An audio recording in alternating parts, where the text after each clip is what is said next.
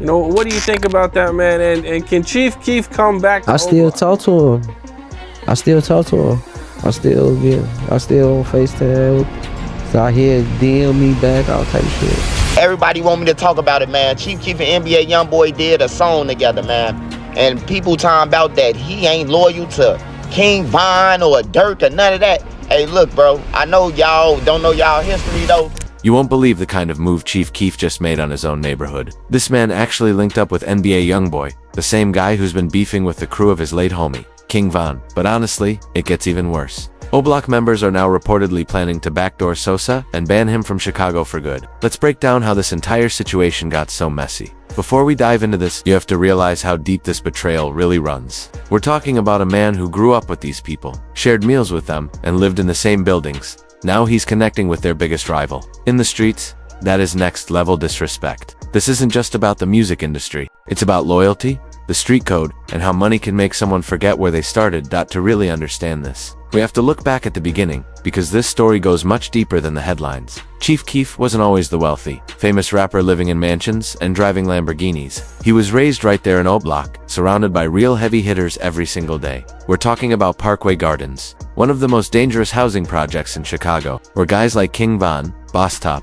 and T-Roy were really active on the streets. Back then, Keef was just another kid from the block, but he had something different. He could rap, and he possessed that raw energy that only comes from actually living that life. When he was coming up, he wasn't just talking about the streets. He was in the middle of it, getting arrested and caught up in the same action as everyone else from his neighborhood. The interesting part is that Keef was technically more from Front Street than OBlock specifically. However, all these sets, Front Street, 300 and OBlock, are all black disciples and were closely allied. So, when people say OBlock, they're really referring to that entire alliance moving as one. When I Don't Like dropped in 2012, everything changed instantly. He landed a $6 million deal with Interscope Records. And just like that, he was out of the trenches. But the thing is, success hit so fast that Keef didn't even have a moment to process how much his life was about to change. One day, he's just another teenager from the projects. The next, he's got millions and the entire world is watching him. But here's where things really get crazy. The moment Sosa got that bag, he packed up and moved straight to LA. There was no looking back and no bringing the whole crew along.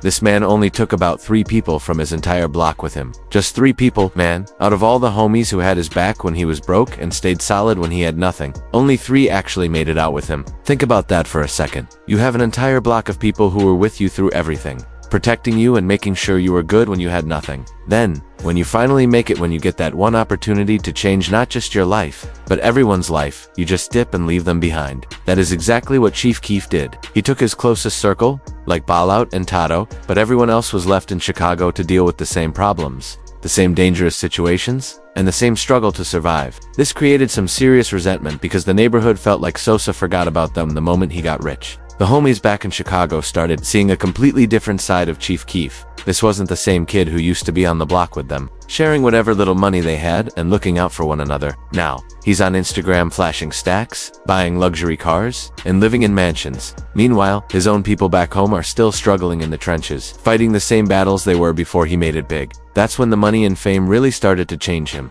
You have to understand, when you come from nothing and suddenly hit millions, it can go to your head fast. But how you handle that shift shows your true character. Some people get rich and bring the whole team with them. Others get rich and act like they forgot where they came from. Sosa chose the latter, and that's what sparked all this drama. He went from being just another guy from OBlock to acting like he was too good for his own people. He started moving differently and acting like he was above the very neighborhood that made him who he was. The wildest part is that even while this was happening, Keef's music was still all about OBlock repping his set and dissing their rivals like nothing had changed. So, he was essentially using his connection to the block to build his brand and make money. But when it came time to actually look out for his people, he was nowhere to be found. To the neighborhood, that felt completely fake. And the homies started noticing it fast. King Von used to speak on this quite often. He'd point out how Sosa would be on Instagram posting guns and talking about how he was supporting the block. But in reality, he wasn't doing anything for them. Von felt like that was clown behavior. You can't talk about providing help when you aren't actually helping. But here is where the beef really kicked off. And it involves the kind of street politics that most people don't truly understand. A guy from OBlock named Trey 5 got locked up on gun charges. His bond was set at $25,000, which meant they only needed to put up 10%, about $2,500 to get him out of jail. Now, that might not sound like much to some, but when you're in the projects and you're broke, $2,500 might as well be $25,000. That's a lot of cash when you have absolutely nothing. So, King Von, Boss Top, and the rest of the OBlock members started doing whatever they could to scrape that money together. They were out there hustling and taking risks, doing everything possible to get their boy out of jail. They were hitting licks and selling whatever they could, trying every move they knew. But even after all that effort, they still came up short. Naturally, they did what anyone would do when they have a wealthy friend. They called up Chief Keef. The man had just signed a $6 million deal with Interscope, so $2,500 should have been pocket change to him, right? They reached out to Sosa like, yo, we need your help to get our brother out. We're family, we're from the same block, and this is what we do for each other. And you know what Keef kept telling them? Yeah, I got you. I'll send the money, just give me a minute to handle some business first. But days turned into weeks, and weeks turned into months, and the money never showed up. He just kept stalling, making excuses, and promising he'd handle it. But he never actually did.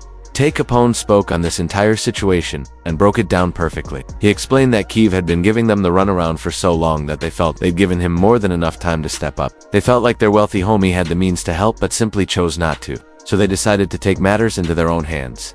That's when things got truly wild. King Von, Boss Top, and several other OBlock members decided that if Sosa wasn't going to help them willingly, they were going to take what they needed. Their mindset was that since Keef was playing games and acting like he was too good for his own people, they had every right to collect. On March 27, 2014, they pulled up to Chief Keef's manager's house in Highland Park, where Sosa was staying. This wasn't a friendly visit. It was a straight-up home invasion. They broke into the house and started grabbing everything they could get their hands on. According to leaked Chicago Police Department reports, they even took Chief Keef's car. They took a massive haul of designer clothes and expensive gear. Boss Top even went into Keef's daughter's room and took some of her clothes, along with some detergent and deodorant. Honestly, stealing a baby's clothes is next level petty, but it just shows how heated they were at Sosa. The situation turned even darker when someone was shot during the encounter and ended up in the ICU, officially classified the incident as a home invasion and attempted murder case. Naming Boss Top and several other OBlock members as the primary suspects, they were facing some serious prison time if caught. And you won't believe how Chief Keef reacted.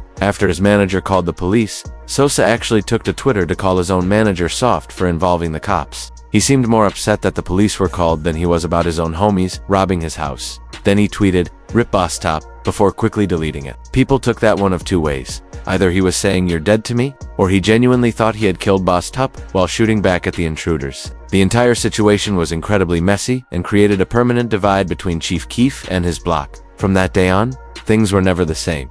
But it gets even worse. During the home invasion, Boss Top managed to snatch Chief Keef's chain. This wasn't just any piece of jewelry. It was Sosa's signature chain, his pride and joy, and the piece everyone associated with him. For months, Boss Top held onto it, and nobody really knew exactly what had happened. That was until Lil Durk exposed the entire situation in a diss track. He literally rapped, "Boss Top got your chain," letting the whole world know that Chief Keef had been robbed by his own people. It was easily one of the most embarrassing moments of Chief Keef's career. Getting your chain snatched is bad enough, but having it taken by your own homies, and then having another rapper expose it to the world, is next level humiliation. Boss Top even went as far as making a music video flexing Chief Keef's stolen chain, taunting him and telling him to come back to OBlock if he wanted it back. He was constantly posting pictures with it on social media, basically clowning Sosa and making sure everyone knew he took his jewelry. After the dust settled, fans started calling Boss Top Broke Top and the Diaper Bandit, especially once word got out that he had stolen baby clothes during the raid. The situation definitely took a toll on Boss Top's reputation in the rap game, but he didn't seem to care because he felt his actions were justified. The wildest part of this whole chain saga, though, is that the same chain was later snatched from Boss Top by Famous Dex. It went from Chief Keef to Boss Top to Famous Dex. Some real crazy street politics. It's like the chain was cursed, because everyone who ended up with it eventually got it taken from them. King Von was one of the main figures in this entire situation, and he never stayed quiet about it. Von always felt that Chief Keef was wrong for how he handled the Trey 5 incident and everything that followed. In Von's mind, when you make it out of the neighborhood, you're supposed to bring your people with you, not abandon them. Von often spoke about how Sosa would be on Instagram flashing guns and money, acting like he was still providing for the block. But when it actually came time to support his people, he was nowhere to be found. Von saw that as fake behavior. You can't claim to be looking out for the neighborhood when you won't even help bond out your own brother. For King Von, everything came down to loyalty. That was his entire brand. Loyalty to the block, to his people, and to the street code. So, when he saw Chief Keef violating that code and turning his back on his own, Von took it personally. He felt like Sosa was disrespecting everything they stood for, which created a permanent divide between Chief Keef and the block. From that point on, it was as if you had to choose a side. You were either with Sosa or you were with the neighborhood. Most people chose the block because they felt Keef had violated the street code by not looking out for his own. Von consistently maintained that Chief Keef was selfish and only cared about himself and his own success. Looking at how everything played out, it's hard to argue with that assessment. Keef had the power to help his people, but he chose not to, and that decision cost him his relationship with the block forever. Now, you have to understand that this wasn't happening in a vacuum. This was during the height of the Chicago drill scene, a time when different sets were constantly beefing, and the violence was at an all-time high. Specifically, you had OBlock locked in a serious feud with STLU, had 300 beefing with 051. All these different conflicts were happening simultaneously, and Chief Keef's music played a major role in fueling the violence. Songs like I Don't Like and Love Sosa were dissing deceased members from rival sets, which only made the feuds more intense. Basically, Keef was profiting from the violence, but he wasn't around to deal with the fallout. The homies back in Chicago were the ones facing the retaliation. They were the ones getting shot at and losing friends and family members. Meanwhile, Keef was safe in LA, making millions off music that was actively putting his own people in danger. That's another reason the block felt a certain way about him. He was using their pain, their struggles, and their losses to build his wealth. But he wasn't giving anything back to help them handle the consequences that his music helped create. Fast forward to November 6, 2020, when King Von was killed in Atlanta. This is where the story gets even more complicated and where Chief Keef really showed his true colors. Von was killed by Lil Tim, an associate of NBA YoungBoy's crew. During that confrontation outside the hookah lounge, immediately after that, everyone close to Von, Lil Durk, the entire crew, and all of OBlock cut off all ties with NBA YoungBoy to show loyalty to Von's memory. It became an unwritten rule: if you were truly rocking with Von, but didn't mess with NBA YoungBoy or anyone associated with him. Period. That's just how street loyalty works. When your homie is killed by another crew, you don't link up with them afterward. You don't make music with them, you don't associate with them, and you definitely don't give them any respect or acknowledgement. That is a basic street code that everyone understands. And Lil Durk took this more seriously than anyone. He completely shut down any possibility of working with YoungBoy. Even though they could have made a massive amount of money together, he chose loyalty over profit, which is exactly what you're supposed to do when you truly care about someone. But Chief Keef didn't care about any of that. He already wasn't messing with OBlock, and he definitely had no love left for King Von, after all the drama they had been through over the years. In Sosa's mind, he didn't owe Von's memory a thing. He felt that since Von was part of the group that robbed him and was always talking down on him, he didn't have to show him any loyalty. Then, things got even more disrespectful. Chief Keef started linking up with Kayla B, who is King Von's sister. You could tell she was really feeling They were posting pictures together, and she was showing him a ton of love on social media. It was obvious she was catching feelings. Just think about how wild that is. You have King Von's own sister linking up with the very person her brother had major beef with. That is the ultimate disrespect to Von's memory, and OBlock members were not happy about it at all. Kayla B was expected to be loyal to her brother's legacy, but instead, she was out here with Chief Keef, the same man who abandoned the block and refused to help when they needed him most. This was the same person her brother viewed as a snake and a fake friend. It really hurt those close to Von because they felt like his own sister was betraying him. They believed she should have known better and stayed loyal to her brother instead of linking up with someone he had serious issues with. At the same time, you have to consider Kayla's perspective. She likely saw that Chief Keef was successful and wealthy, able to provide for her in ways others couldn't. She might not have fully grasped the depth of the politics and beef between Keef and her brother. Still, to everyone else, it looked like a major violation of family loyalty. This made the entire situation between Chief Keef and OBlock even worse. It wasn't just about the old beef anymore. Now it was about him disrespecting Von's memory through his own sister. But wait, it gets even deeper. NBA YoungBoy actually came out in interviews and admitted that Chief Keef was his favorite rapper growing up. This is the same guy whose crew killed King Von. And here he is saying Sosa inspired him and influenced his entire style. YoungBoy talked about listening to Keef's music while he was coming up, claiming songs like I Don't Like and Love Sosa were the reason he started rapping. He credited Keef as one of the main reasons he got into drill and started making the aggressive music he's known for. So, how did Chief Keef respond to this? Instead of keeping his distance out of respect for the King Von situation, or even just staying neutral and staying out of it, he decided to link up with YoungBoy in the studio. Think about how disrespectful that is. You have Chief Keef, who comes from the same block as King Von, connecting with the leader of the crew that killed Von in the streets. That's like spitting on Von's grave. It's like saying Von's life didn't matter, and his death meant nothing. They even recorded a song together called Tony Montana Flow and dropped it like it was nothing. They were in the studio laughing and having a good time making music together, while Von's people were still mourning his death. When that song finally dropped, OBlock members went absolutely ballistic. They flooded social media, calling Sosa a snake and saying he violated the code so badly that he could never return to Chicago. They saw this as the ultimate betrayal, the final proof that Chief Keef cares about no one but himself. And believe me, the OBlock members aren't playing around. They've been posting warnings that if Chief Keef ever steps foot back in Chicago, there are going to be serious problems. They're making it clear he's officially banned from the block and can never show his face there again. Some of the younger guys from OBlock even posted, "If you think Sosa is still the man, you need to get slapped."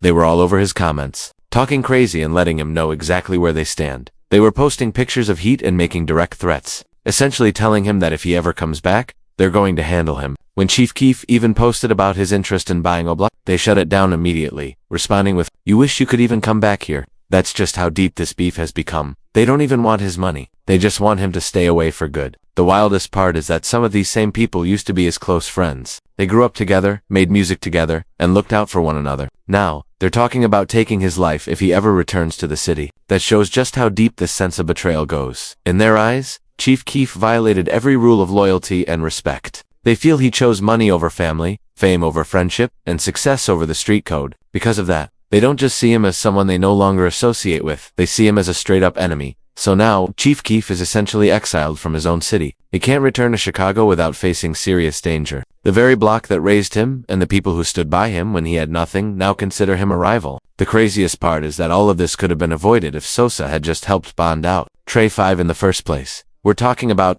$2,500 here, basically pocket change for someone worth millions. But in the end, his pride and selfishness cost him his entire relationship with his community. The wildest part is that Chief Keef likely doesn't even care at this stage. He's made so much money and spent so much time away from Chicago that he probably feels like he's outgrown them. He has his own circle, his own wealth, and his own success. So he likely wonders why he should care what his old block thinks of him. But that's exactly where the issue lies. That specific attitude is what landed him in this mess to begin with. When you lose sight of your roots and act like you don't need the people who helped build your foundation, you eventually end up isolated. Now, he's out here collaborating with NBA YoungBoy, seemingly disrespecting King Von's memory, and acting like the consequences don't matter. However, the streets have a long memory, and OBlock definitely isn't going to overlook this kind of disrespect. At the end of the day, though, this entire situation is about much more than just Chief Keef and O-Block. This is really a story about what happens when success changes a person, when money makes you lose sight of your values, and fame makes you feel like you're above everyone else. The tragic part is that it didn't have to end like this. Chief Keef could have been a hero to his neighborhood, someone they looked up to and respected forever. Instead, he became a cautionary tale of how success can corrupt you and make you forget where you started. That is the wild story of how Chief Keef went from being OBlock's hero to their enemy. He essentially chose NBA YoungBoy over his own people, money over loyalty, and fame over family. He went from being the pride of his block to someone they now want to see harmed. It's crazy to think it all started over just $2,500.